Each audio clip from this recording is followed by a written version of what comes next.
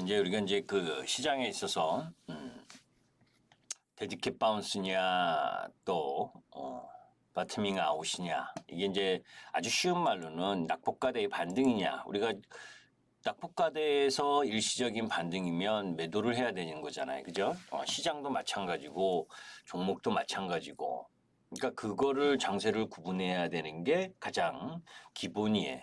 제가 이제 일주일에 방송을 한 번밖에 안 나오니까 그죠? 그 주식 시장이라는 건 변수 요인이 엄청나게 많죠. 여러분들이 뭐 주식을 조금 매매해 보신 분들은 다 아실 거야. 그게 시장에 의한 변수 요인이 발생을 하든 우리 종목 보유하고 있는 종목의 변수 요인이라는 게 섹터의 움직임이라든지 또 종목과 관련된 부분에 있어서의 뉴스라든지 이제 이런 내용 부분들이 작용하는 흐름 부분을 함께 갖고 있는 거기 때문에 그런 변수 요인들을 살펴보면서 접근할 필요가 있는 거예요. 그래서 기본적으로 지난주 그러니까 일주일에 한 번씩 나오는 상황이기 때문에 뭐 종목도 여러분들에게 되도록이면 이제 그 시장에 있어서 큰 섹터와 흐름 부분을 이야기를 하지 종목 얘기는 잘 안 해요. 왜냐하면 시장이 안 좋을 때는 특히 종목이 없어요. 그런 것도 있고 또 하나 조그만 시가총액 작은 종목이 움직이게 되는데 다 같이 들어가서 수익 내기가 쉽지가 않은 게 기본이에요. 그걸 이해를 못하면 주식시장에서는 계속 실패할 수밖에 없지. 자, 이제 지금 미국 시장이 급락할 때 이제 우리 시장으로 보게 되면 우리 시장으로는 이게 이제 우리 시장 지수고 옵션 만기에 2546포인트까지 추가적으로 급락했었던 요 흐름이 이제 우리 시장 옵션 만기였잖아요. 그죠? 이 옵션 만기 흐름 부분에 놓여져서 그 위치에서 지금 오늘까지 뭐 오늘 21일 이평선 이 2650포인트 라인은 저항인 건 단기적으로는 당연한 거고 그죠? 미국 시장이 이제 이렇게 생각하시는 분들 의문을 제가 먼저 이야기를 하면 미국 시장 나스닥이 2.76% 올랐는데 왜 우리 시장은 운봉?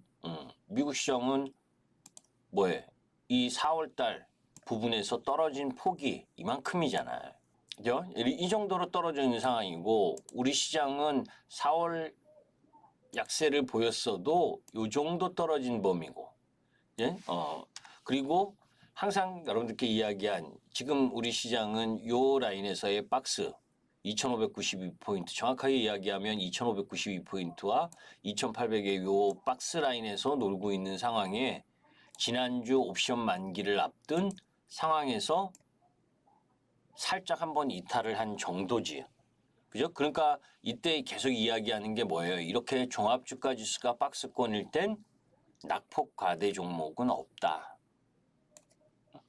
이때가 이 2600포인트를 이탈을 해서 2550포인트까지 2546포인트까지 내려갔으니까 낙폭과대가 있는 거고 낙폭과대의 반등이 일부 들어온 거죠. 그래서 제가 이 목요일 날 그제 목요일 날 이 하락을 보고 저는 뭐 계속해서 여러분들께 이야기하는 부분이 2600포인트 이하에서는 주식을 매수하는 게 맞다라고 계속 이야기를 강조를 하고 그것을 여러분들께 직접 뭐 계속해서 이야기를 하고 있는 중이야. 그런데 그런 와중에 오해하시는 분들이 계시더라고. 실적이 안 좋고 멀티플을 해소해서 주가가 급락하는 섹터를 2600포인트 이하에서 매수하라는 의미 아니에요, 여러분들. 그러니까 오해하시면 안 돼. 실적이 안 좋고 종목이 안 좋아서 떨어지고 내려가는데 그거를 지수가 2600포인트 이제 박스권 아니라고 막 매수한다? 그게 제일 위험해. 오히려.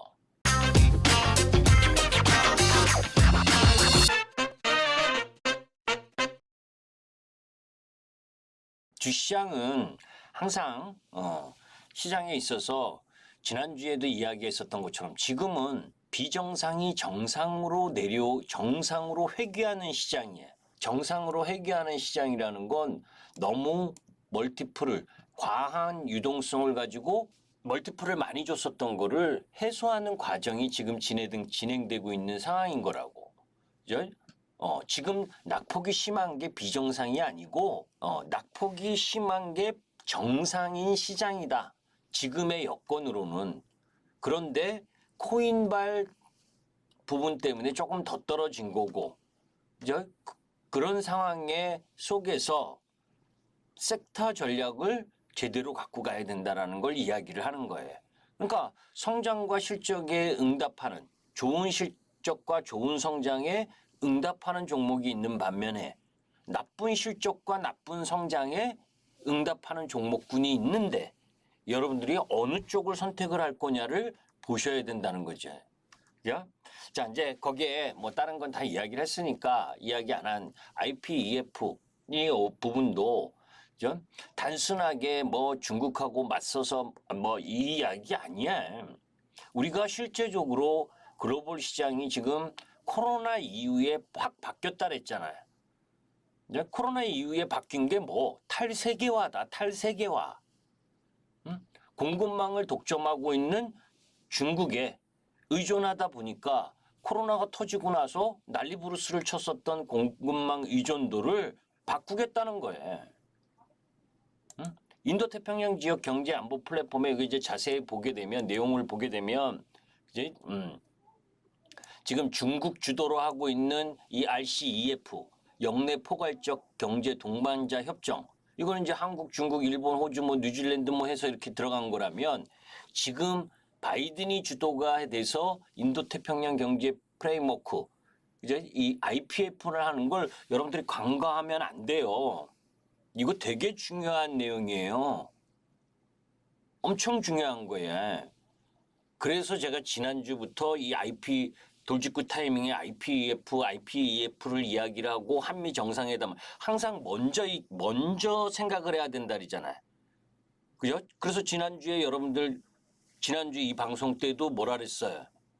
그제? 섹터상 다른 것 쪽 하지 말고 반도체 소재 장비나 아니면 뭐에 2차 전지.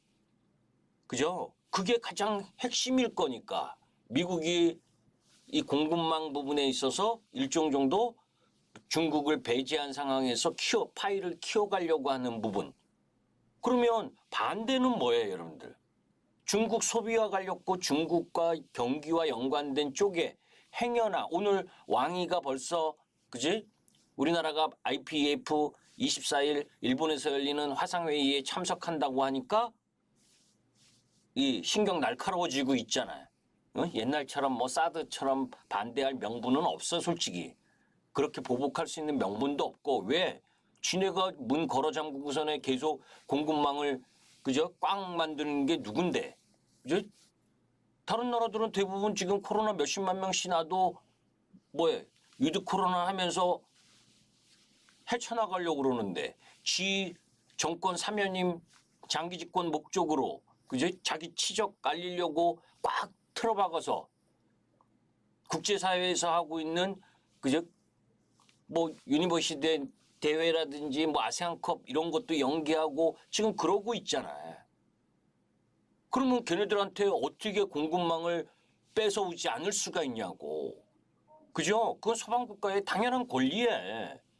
자기는 그쪽 라인, 그러니까 그 권리를 시행하는 과정에 마찰이 발생할 수밖에 없고 그게 다른 면으로 바라보면 미국과 중국의 싸움이 격화될 수 있다라고 하는데 미국하고는 싸움하기 쉽지가 않고 그러니까 만만한 게 또 우리한테 하지 말라 그러면서 또 할 거 아니에요. 뻔하지. 비디오잖아. 우리가 사드로 겪어봤잖아. 그죠? 그러니까 그쪽에서 수혜를 보는 쪽이 누구냐? 그지? 그러면 미국의 투자를 계속할 수 있는 쪽 부분이 배터리하고 반도체.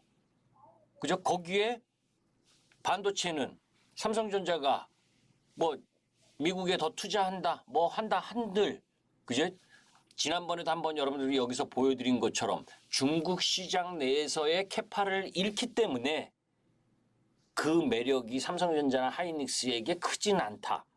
그죠? 오히려 미세공정 이쪽으로 들어가는 쪽 라인 부분에 있어서의 소재 부품 장비인데 그쪽도 실적이 없으면 꽝이다. 실적이 있는 쪽으로만 움직이는데 마디가 오면 쉬어야 되는 거고. 그죠? 그래서 지난주에도 여러분들께 가격 라인도 이야기해 줬잖아요. 그죠? 차량용 반도체 해성 DS 68,000원 이하 오면 매수해도 된다. 기억나세요? 그건 여러분들 차트를 한번 보셔. 어떻게 됐는지. 응? 그 2차 전지 라인도 여러분들 어제도 제가 그 미국 시장 지난주 급락할 때도 제가 이 영상으로 다 올려줬어. 이게 김치코인 때문에 더 떨어진 거지 절대 여기서 겁먹으면 안 된다. 그죠? 지난주 수요일 날, 지난주 목요일이지. 옵션 만기 끝나고 제가 밤에 왜 우리 시장을 매수해야 되는지, 그지? 이 라인 부분을 이야기를 하면서 매수하라고 하는 부분이 뭐예요? 저는 여러분들께 매번 영상 이거 할 때, 저 MTN 2008년부터 지금껏 조선주나 철강주, 뭐 건설이나 이런 거 매매하지 말라고 여러분들께 전혀 이야기하잖아요. 그죠? 저는 그런 쪽엔 관심도 별로 없다고. 기억하실 거야, 그죠? 뭐 최근에 세아제강 뭐 이런 거는 천연가스 상승과 에너지 이런 쪽이니까 그렇지 조선이라든지 뭐 기본적으로 그런 특수한 흐름 부분이 아니라면 중후장대한 섹터 부분은 저를 아시는 분들은 익히하실 거야. 죽어도 성장 섹터. 성장 섹터라는 건 뭐예요? 실적을 동반한 구조적인 성장 흐름을 가는 섹터에 공략을 해야 그죠? 실적이 뒷받침되면서 차근차근히 올라가고 또 조정을 시장 때문에 조정을 보이더라도 다시 올라갈 수 있는 힘이 생긴다. 그런데 경기 민감한 사이클에 놓여져 있는 쪽은 한마디로 얘기하면 코로나19 전에는 2020년 코로나 전에는 글로벌 경기가 고성장을 추구했나요? 그죠?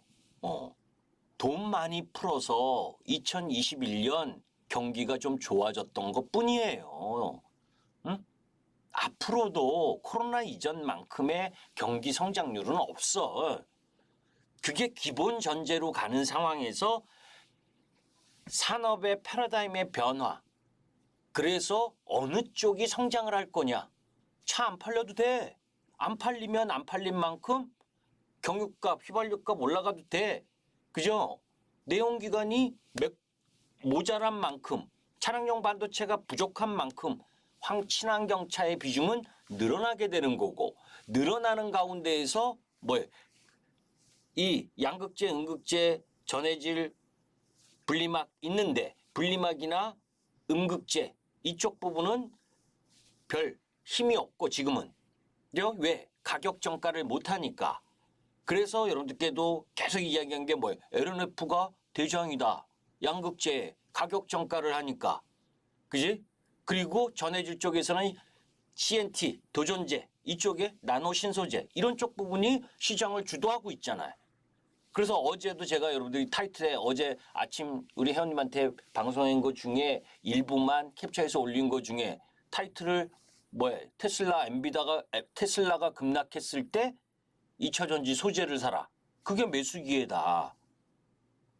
그죠? 아무거나 사는 게 아니다. 섹터에 미국 시장 올랐다고 아무거나 사고 하는 게 아니다. 이미 한미 정상회담도 여러분들은 지난주에 다 들으셨잖아. IPF와 관련된 내용도 그죠? 그러니까 그런 거를 지난주에 시장 어려울 때 공략을 했다가 이제 안녕하세요. 삼성전자 바이든이 인사하러 갑니다. 삼성 공장에. 그죠? 그리고 배터리 이야기 나오고 이런 걸 기대한다고 올라올 때 비중을 좀 줄였다가 다시 사야지. 그죠? 지금 들어가면 또 기간 조정에 걸리면 못 버틸 거니까. 왜? 이미 그 이야기는 그 전에 나왔었고 나온 상황에서 지금 그러면 더 줄 만한 게 있느냐? 작년에 그죠? 이 4대 그룹이 44조를 대미 투자한다고 했어요. 그죠? 44조 크죠? 그죠? 또 투자 선물 보따리는 줘야 되겠지만 그렇게 지난해에 44조를 투자한다라고 했기 때문에 실질적인 이번 투자 부분에 있어서는 저거보다 클까? 의문 생겨. 저는 솔직히 저 정도까지 크지 않을 가능성이 높다. 그러면 오히려 지난주부터 있죠. 분명히 시장의 주도 흐름을 보이는 건 그쪽이야. 그럼에도 불구하고 한 타임 쉬는 위치, 그게 오늘 먼저 쉰 거다라고 보고 있어. 시장도 마찬가지고. 그런 가운데에서 이제 단박에 이제 또 이 정상회담을 생각하지 마시고 이제 정상회담의 뉴스 흐름 부분에서는 올라올 만큼 시장보다 더 강하게 2차 전지와 반도체 소재 부품 장비가 셌으니까 그 다음엔 뭐를 생각을 해야 되냐. 이번 주 금요일이 미국 시장 옵션 만기야. 여러분들 옵션 만기는 항상 그 선물 옵션부터 시작을 해서 파생상품과 연계된 부분에 의해 움직이잖아. 방향성을 가지면서 움직이는 거기 때문에 우리 시장도 상승했다가 추세 변곡점이 될 수 있는 여지를 갖고 있단 말이에요. 그러니까 미국 시장의 이번 주 금요일까지는 넘어가야 자 이제 그건 미국 시장의 이 흐름이고